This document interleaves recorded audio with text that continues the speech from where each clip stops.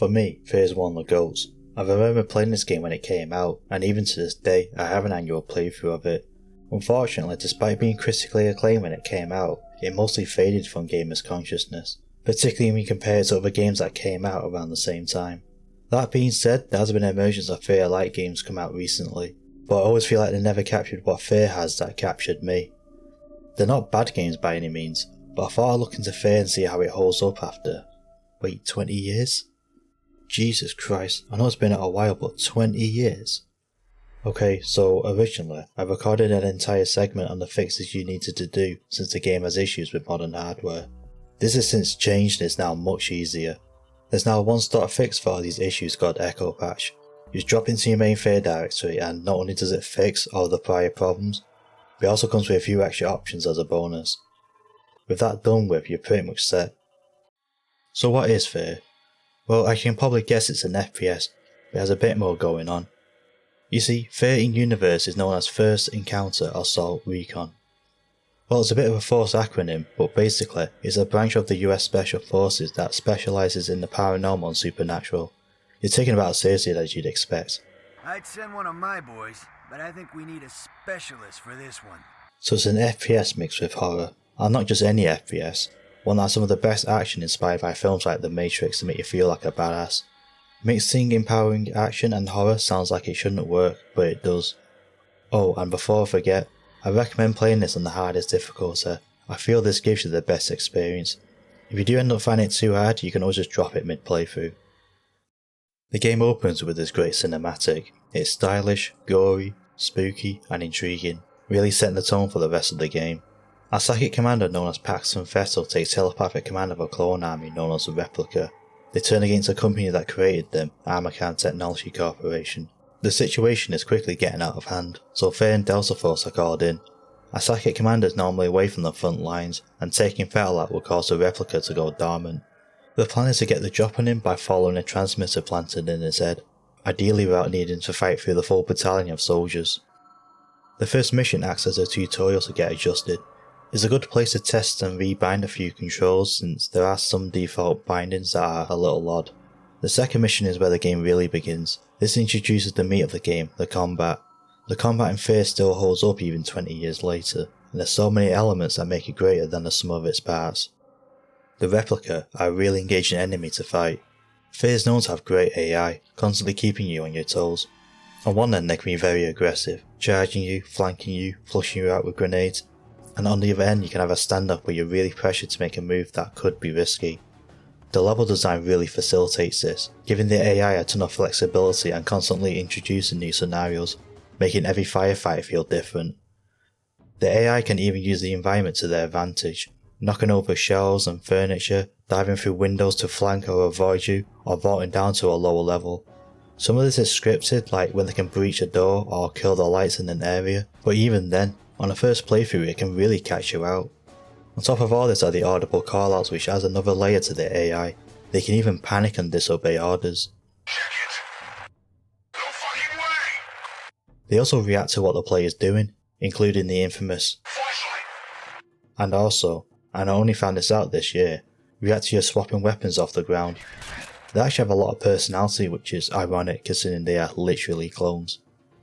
Them being clones could explain the lack of enemy variety though. For 90% of the game you'll be fighting some variation of foot soldiers. It sounds really repetitive, but to be fair, they do present a variety of situations fighting these guys which keeps things fresh. It's not just generic encounter after generic encounter. There are other enemies but they really aren't used much. Mostly bosses or mini bosses. A minor spoiler, but you end up fighting ATC security personnel past the midway point. I find the introduction odd. Narratively it does make sense, but in terms of gameplay, they feel like a downgrade compared to the Replica. Much weaker and wimpier.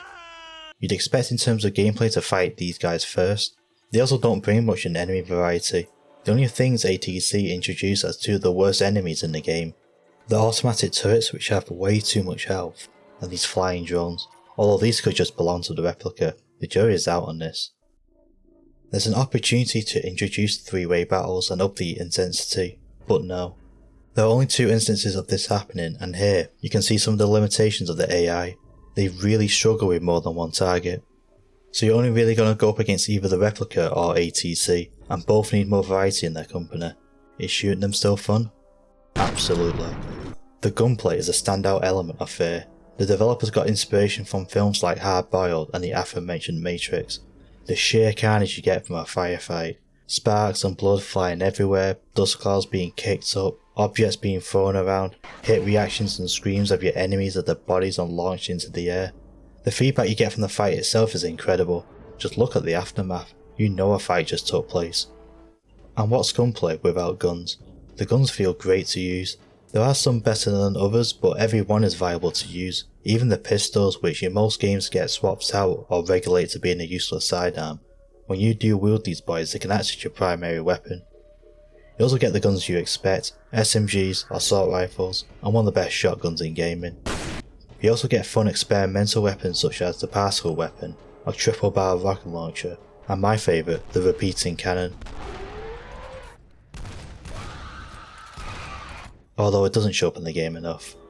The stronger weapons are balanced by the weight, slowing down your movement speed and by the low ammo reserve you get. Although there is a cheeky exploit you can do. Basically, when you pick up a new weapon that isn't part of your arsenal, you get given a certain amount of ammo, and then when you pick up that weapon again, it adds a small amount of ammo to your reserve. But if you pick up a new weapon, and then drop it, to pick up another of that same weapon, you end up with 2 lots of that new weapon ammo, way more than the normal way. Ooh, that's cheating. It's not cheating, it's exploiting. Big difference. Okay, yeah, it does give you an unfair advantage, but it's up to you, it's fun. Anyway, you got choices to make with your arsenal, deciding what weapons to take with you to cover your bases. There is a 3 weapon limit which I do find a little bit too restrictive. I really wish you could carry 4 since it would give you more room for experimentation. Regardless, shooting guns is good, but add on slow-mo and things get elevated even more. Slow-mo isn't just for visual flair, it's your secret weapon against your opponents. It allows you to react faster, get the drop on your enemies and turn the tables when things are bad. That's self-evident. What you may not pick up on is the fact that you actually move and shoot faster when in slow-mo. So it isn't just your reactions, but your speed and mobility. This is to balance the tough AI you'll be facing, although I think slow-mo can give you a bit too much of an edge. The last element of the combat I want to cover is the speed of the game. As weird as it sounds, Fear is a fairly slower and more methodical game than you might think. You're encouraged to lean around corners, pick enemies off, and it can really punish you for being too reckless. You move fairly slow and you don't even get a sprint feature, which can make exploration a bit annoying. So when you go running and gunning, you can't just bolt away easily. I think this is where the Fear-like shooters deviate from Fear the most, since those games lean more into being a fast-paced shooter, focusing on speed and manoeuvring with some Fear elements mixed in. Whereas Fear itself is actually closer to a tactical shooter in speed and pacing, with you facing off a small number of very deadly enemies. So the gunplay feels good, plays good, and looks good. Speaking of looking good, this game when it released in 2005 was melting people's PCs. It was Crisis before Crisis came out 2 years later. Nowadays you can run the game fine on max settings no problem. The game used a lot of, back then, new technology, particularly with its textures. It had high resolution textures for the time but also introduced normal and bump mapping, which makes 2D textures look like they have some depth and even reacts to light. It's used in particular with bullet holes, actually looking like you've taken a chunk out the wall. Fear also has some amazing lighting, even now it's impressive. Especially when games past Fear and sometimes even today can't do this stuff. It's fully dynamic with objects casting their own shadows and even the lights themselves are reactive, either flickering when damaged or swinging around. It particularly adds to the firefights and horror segments. Stencil shadows are used, which is an old shadowing technique. I actually quite like it on the artistic level, the same way people like pixel art or low poly. I think it gives a unique and distinct style. These harsh, sharp, black shadows. It gives a comic book or a manga look to the game. It works really well with the game's aesthetic, which I can only describe it as early future. Like all the futuristic elements are in their infancy, currently in development and are functional but formed with a clunky look. The future is right around the corner, but not here just yet. The rest of the game, aside from the horror segments, actually feel fairly grounded in aesthetic. The soldiers, the weapons and mostly the environments come straight from a modern setting. You'd expect a Psychic clone armor to have a futuristic, eccentric design to them, but even the Replica are grounded. They go around in big bulky vans and use high looking helicopters. They do have a few early future units and designs, but they are the exceptions and they stick out for a good reason. This aesthetic is also evident in the environment. It looks very grounded and modern, but has hints of early future mixed in. They look great for the time, but lacks a little in variety. The biggest problem are definitely the offices in the middle. While I do think some of the best parts of the game are here, they go on for way too long. Probably half the game takes place in these areas. They do try and mix things up with spaces under construction and moving between different departments with their own decor, but it all sort of just blurs together. My favourite environment are the rundown suburbs. It brings a good variety of combat encounters in tight interiors and fighting building to building, along with the occasional skirmish in the streets. It's a good amount of gameplay variety, and in just subjective taste I do like them, but this is the one backdrop that's underused. Other areas look great. Really, nothing here looks bad, but the game really needed one or two more changes in scenery. A lot of these areas are lifted by the game's soundtrack, which is another high point from the game, and honestly underrated. It has to go for a fair range, since Fear is both an action and a horror game. While also being distinct on its own, it must have been a challenge, but the game pulls it off. But in conjunction with the soundtrack, you also get a forgotten art in modern gaming.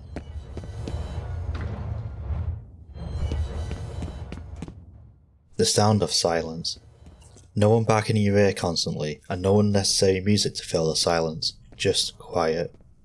This actually led me to believe the soundtrack was really short, so I went to look into its length, and to my surprise I found out, no, a regular length.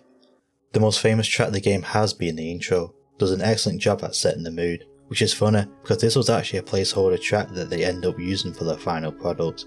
The composer definitely nailed this track. The horror in Fear is hard for me to judge properly. Since I play the game so much, I usually just try and slide kick the spooky girl these days. I think it mostly does a good job on the first playthrough, and even on repeat runs, you can always discover new spooks that you may have missed. It's very J-horror, inspired by the devs watching films like The Ring, and one of the lead developers develops a fear of little girls. So we know this guy never became a Discord moderator. The game leans more into atmosphere and building tension, with brief sightings, along with overt dream sequences that foreshadow some upcoming story elements. This isn't a game that relies on jump scares.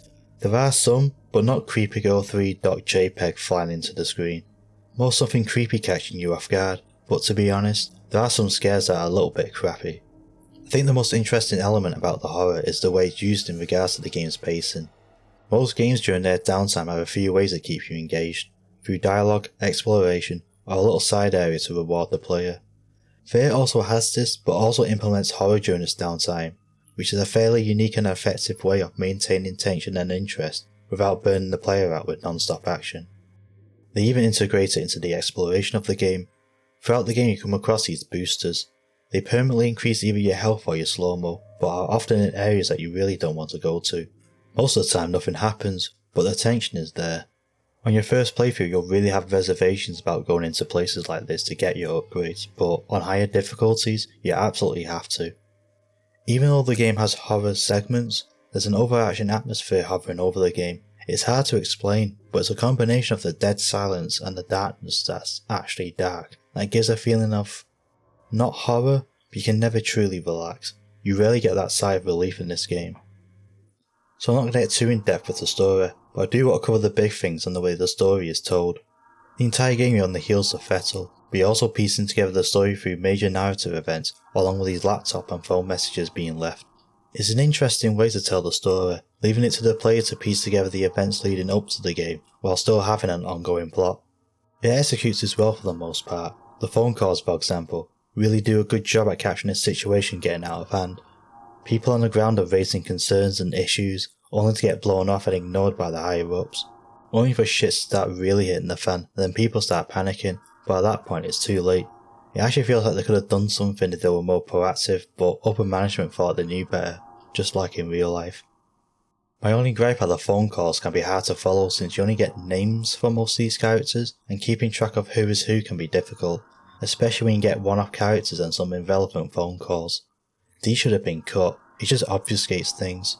The day laptops are also fine, but you happen to miss too many, you can actually be in the dark on a lot of important details. There again, these laptops are hard to miss honestly. Armacham really needs to step up the data protection. Alright, spoiler time. If you don't want spoilers, go to here. So as you may have guessed, the reason Armacham turns on you is because they're protecting some really nasty shit from getting out, and you've dug too deep. The whole Psychic Commander leading an army of clones was already questionable, but as it turns out this is just the tip of the iceberg, with the creepy little girl, Alma, at the centre of it all. Alma as a child had incredible psychic powers but wasn't able to control them. She was put under Project Origin by her own father, Harlan Wade, who works at ATC, to conduct experiments on her for military purposes. Alma wasn't very cooperative, oftentimes intentionally failing tests and psychically attacking ATC members, causing hellish hallucinations and nightmares. She was placed in a drug-induced coma and contained, but that wasn't the end of it. She was then artificially impregnated at the ages of 14 and 15 using DNA samples from members of the team, in which she was forced into labour and gave birth to 2 prototypes. The first was deemed a failure, but the second was Paxton Vessel. That first prototype is you. Yeah, this point isn't elaborated on much, but it does explain some things in the game. I think they intended the slow-mo to be explained by this, but I don't know, it seems a little forced. The main thing is this: Vestal is your brother, the little girl is your mother, and Harlan Wade, who was part of the Origin team, and said team used their DNA to impregnate Alma, is kind of your father and grandfather. Really seeing a Japanese influence on the game now. Alma was kept in stasis, but 10 years later a synchronicity event occurred, in which Alma made a psychic connection with Vestal, who was 10 at the time and killed some people, despite the fact she was still in a coma. This led to Project Origin and the facility to be shut down, and Alma's life support being unplugged, in which she died 6 days later. The entire thing was shut down, buried and forgotten, until 20 years later. ATC reopened the site to clean it up, since they viewed it as a liability. They could renovate the site or maybe even restart the project. However, they lost contact with the team that they sent in, so they sent in a second team, who they also lost contact with. So they just sealed the place back up, but they really fucked up. Shortly after, a second synchronicity event occurs. Despite the fact that Alma is dead, her spirit lives on. She makes contact with Vestal, now a psychic commander with a battalion under his command, and this is the start of the game. Most of the game's story takes place before the game even starts. You're just putting the bits and pieces together while in pursuit of Vestal. However, everything comes to a head towards the end of the game. You kill Vestal, which puts the Replica in a dormant state, but Harlan, racked by guilt, is at the end of his rope and lets Alma out of her stasis. Adult Alma is neither dead or alive, but certainly has a vengeance. She kills Harlan and just leaves. She's out in the world now, for real. The only thing you can do now is to destroy the Origin facility and get away as far as possible. Well, we don't know what happened to Alma, but at least the facility is... Uh-oh.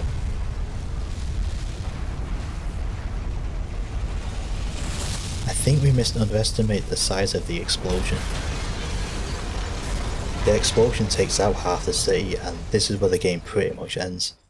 There's an after credit scene that mentions you, the first prototype, being a success. I think you've got bigger concerns. I hope this is a silver lining sort of conclusion, and not just as planned. That would really suck, because I think it undermines a lot of the well executed elements in the storytelling. You'd think a story like this would have quite an impact on the audience, but honestly, I don't see much talk on it. I think it's partly overshadowed by the combat, but the game really doesn't do itself any favours. It doesn't linger on the story much. You sort of get dumped on with a ton of information with very little emotional impact. I don't think it was really the developers' intention to go in that direction, and it probably wasn't the game that they were trying to make, but I do think it contributes to the forgotten aspects of Fear, since it was less for people to latch onto. Something else that contributes to this aspect, and something I've neglected to mention, are the characters. You really don't see much of your team, and they have such a non-presence in the game. Aside from Bettis, your coordinator, he's actually a really likeable bloke. Jin and Chankowski, however, don't do much at all. In fact, the Delta Force operative Holiday stands out more, and he's not even part of Fear. I don't get too much into cut content, but there's a lot of cut dialogue from the Fear team members, indicating that they're going to have more of a presence, particularly earlier on in the game. The only other memorable characters are really the bad guys. Vettel is actually a surprisingly engaging villain. He isn't just evil man killing everyone, there's also a scheming, calculating side to him. I think Vettel is used in just the right amount.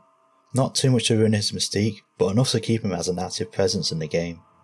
I think these two aspects with the story and characters led Fear not catching on like others. People really latch onto stuff like this, but Fear really doesn't capitalise on either in that way. This isn't me saying it's bad, by the way. Something being popular isn't everything. it's more an observation. I actually think this was more of an intentional decision since the game is focused on being alone with an eerie atmosphere and piecing together the story with information yourself. Part of me feels like there was a missed opportunity, but part of me also likes how it turned out. Maybe there could have been the best of both worlds. Anyway, I think I'm going to wrap things up here. The game is cheap these days and can even be cheaper on sale. It's an easy recommendation, and if you do pick it up, it usually comes with the 2 expansion packs. I'll be covering them next time, so I'll see you then. Oh yeah, you can do Kung Fu martial arts kicks in this game. They're honestly kind of useless, but the act of roundhouse kicking a psychically controlled clone soldier off a building is something that needs to be in more games. Need reinforcements.